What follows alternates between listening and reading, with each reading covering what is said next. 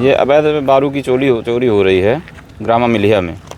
तो उसके संबंध में जब ग्रामीणों ने थाना प्रभारी जी को बताया आवेदन के माध्यम से, तो उनने अवैध चोरी रोकने के लिए वहाँ पे उनके ट्रैक्टर पकड़ने के लिए गए। उनके किनके? राम बाबू गौतम, सदानंद गौतम के बड़े भाई हैं, वो सॉरी छोटे भाई हैं राम बाबू गौतम, और वो उनके पत्नी सरपंच भी हैं वहाँ पे। और थोड़ा सा गुंडा प्रवृत्ति की भाषा में आके उनने कल रात 8 बजे शाम को आके उनने कम से कम 10-15 लोगों के अपने साथियों के साथ में आके थाना में ज़बरदस्ती का दबाव बनाने की कोशिश की थाना प्रभारी के ऊपर। तो इस संबंध में यहाँ पे आज सारे लोग इकट्ठा हुए हैं। किस लिए? अवैध चोरी रोकने के लिए रेत की। कहाँ पे होती? कोई ठेकेदार वहाँ काम? कोई ठेकेदार नहीं है, ये अनलीगल तरीके से पूरी चोरी होती है ट्रैक्टरों के द्वारा और लेबर से। नदी है कहाँ? ये अपना ग्राम अमिलिया है, बागे नदी है, वहाँ से। बहुत रेत है क्या वहाँ पर? रेत है, हाँ, नदी में तो आवश्यक रेत तो रहती है। रेत को कहाँ ले जाते? वो बेचते हैं गांव में ट्रैक्टर के द्वारा, फिर उसकी बिक्री होती है 3,000-4,000 रुपये प्रति ट्राली की दर से।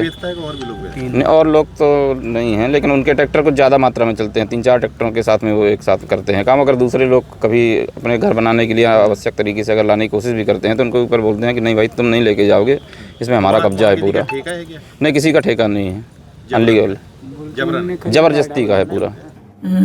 13 नवंबर को इमिलिया ग्राम के ग्रामवासियों द्वारा मुझे एक आवेदन पत्र दिया गया, जिसमें उनके द्वारा बताया गया कि राम बाबू गौतम जो है इमिलिया घाट से अवैध बालू निकालकर गांव के रास्ते से जो है इमिलिया गांव के रास्ते से निकालता है, जिससे ग्रामवासियों को रात्रि में सोने में एवं जो है बच्चों को पढ़ने लिखने में तकलीफ़ होती है, एवं दिन के समय में कोई भी अप्रिय घटना बच्चों के खेलने कूदने के दौरान ट्रैक्टरों द्वारा कोई भी अप्रिय घटना घटित हो सकती है। इस प्रकार का आवेदन मुझे ग्रामवासियों द्वारा दिया गया था। उसी संबंध में कल दिनांक को राम बाबू गौतम को थाना परिसर में मेरे द्वारा ये जानकारी दी गई कि भाई आपके जो है ना ट्रैक्टर इमिलिया घाट से बालू लेकर गांव के रास्ते से आते हैं, जिसमें कोई भी अप्रिय घटना घटित हो सकती है, कानून व्यवस्था की स्थिति निर्मित हो सकती है, ग्रामवासियों को परेशानी है। आपके द्वारा दिन रात ट्रैक्टर चलाने से ग्रामवासियों को रात्रि में सोने में तकलीफ होती है, कानून व्यवस्था की स्थिति निर्मित हो सकती है, ऐसा मेरे द्वारा राम बाबू गौतम को कहा गया। उसके बाद राम बाबू गौतम जो है थाना से चला गया। उसके 1 घंटे बाद अपने कुछ साथियों को करीब 100-150 लोगों को लेकर थाने आया एवं पुलिस के विरुद्ध जमकर नारेबाजी एवं विरोध करने लगा, जिसकी सूचना वरिष्ठ अधिकारियों को दी गई।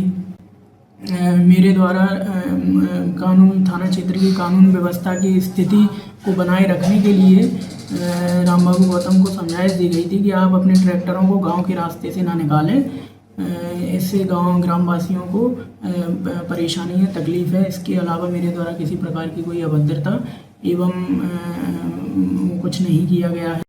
वहाँ थाने में सीसीटीवी कैमरे हैं, उनमें वॉइस रिकॉर्डिंग होती है, वो निकाल के एसपी महोदय जांच करवा।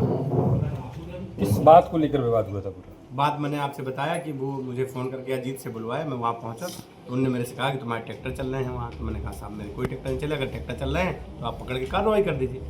इसके बाद वो कह रहे हैं तुम नेतागिरी कर रहे हो, ज़्यादा होशियारी करते हो, गाली गलौज करने लगे। कई सारे ऐसे आपने बताया कि पुलिसकर्मी भी हैं जिनके अवैध रेत के कारोबारी हैं, कौन कुछ हैं, कहाँ कहाँ चल रहा है? वो सब उसी धर्मपुर थाना क्षेत्र में ही चल रहे हैं। वो एक इनका मतलब दलाल टाइप के वहाँ सक्रिय हुए, जो अवैध गतिविधियों से वसूली करके थाना प्रभारी महोदय को पहुँचा। जो थाना प्रभारी में जो आपका विवाद हुआ तो उसमें कुछ ज़्यादा महत्वपूर्ण चीज़ें नहीं, क्या मुख्य चीज़ है? मुख्य चीज़ उन्होंने बुला के बेइज्जती की और गाली गलौज की।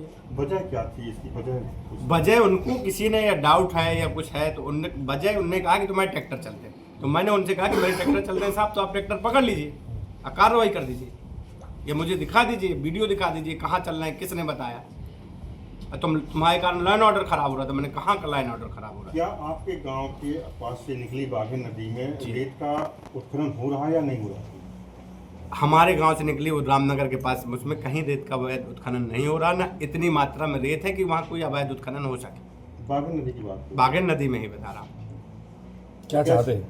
मैं कार्रवाई चाहता हूँ थाना प्रभारी के खिलाफ। आपके खिलाफ भी कुछ लोग गांव से आए हैं और शिकायत की है कि आपके वो रेत चोरी के आरोप लगाए वो 2-4-5 गाँव मतलब ग्राम पंचायतों के लोग आए हैं, उनको थाना प्रभारी द्वारा भेजा गया है।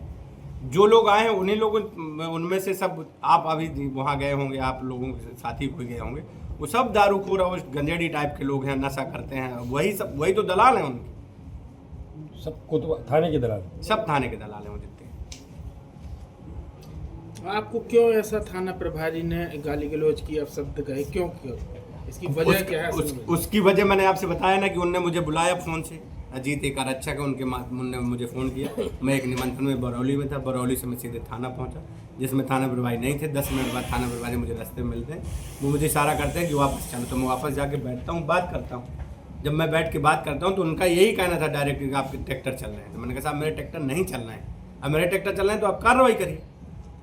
आपने आरोप भी लगाए अभी जो बात बताई कि थाना प्रभारी हैं तो रेत के जो अवैध डंपर हुए हैं या अवैध खदानें हैं उनसे पैसे लेते हैं। बिल्कुल लेते हैं, डंपरों से लेते हैं, जो गाड़ियाँ चलती हैं उनसे लेते हैं।